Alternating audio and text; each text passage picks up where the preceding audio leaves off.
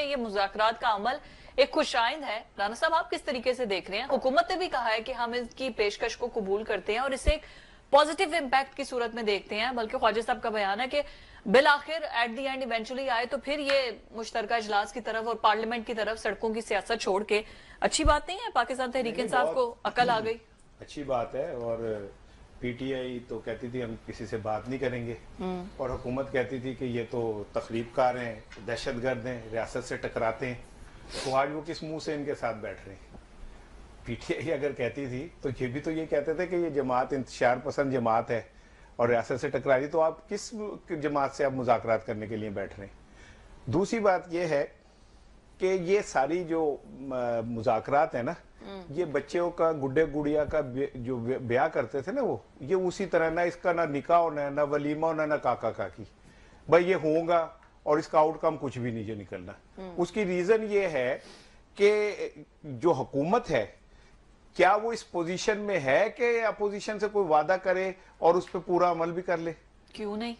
اگر اس جوگی ہوتی یہ حکومت کے جی یہ وعدے کرتی تو یہ معاملہ بہت پہلے سالو ہو گیا ہوتا. اچھا، اصل چیز یہ ہے کہ غریبوں کی طرح جیسے وہ فون ملائے تو آواز آتی ہے آپ کو مطلوبہ سہولت میسر نہیں ہے. انہیں کوئی مطلوبہ سہولت میسر نہیں ہے. دیکھیں نا، کل کے جنرل فیض کے والے معاملے کے بعد یہ بات کلیئر ہو گئی کہ اسٹیبلشمنٹ کیا سوچی اور کیا کرنے جا رہی ہے. دیر از نو مرسی. ٹھیک ہے، تو جو پی ٹی آئی جو مرضی کہے، جو مرضی کرے، اصل ان کا ایک جو بیسک مطالبہ نا وہ یہ کہ عمران خان کو باہر آنا چاہیے. تو یہ تو اس پوزیشن میں نہیں ہے کہ انہیں لا سکے، نہ ان کی اتنی حیثیت ہے کہ لا سکے. تو یہ سارا کچھ ایک ڈنگ ٹپاؤ پالیسی ہے.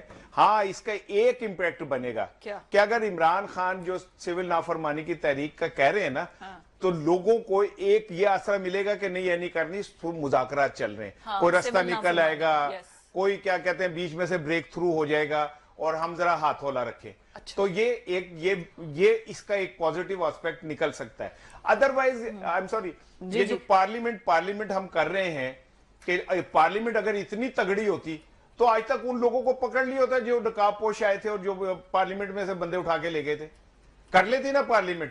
سارجنٹ ایٹ آرمز کا آ لیا نو تسی چپیڑا مار دیو تو کوئی بہادر ہے کیا سی ہے؟ سارجنٹ ایٹ آرمز کو آپ نے معطل کر دیا، یہ کر دیا.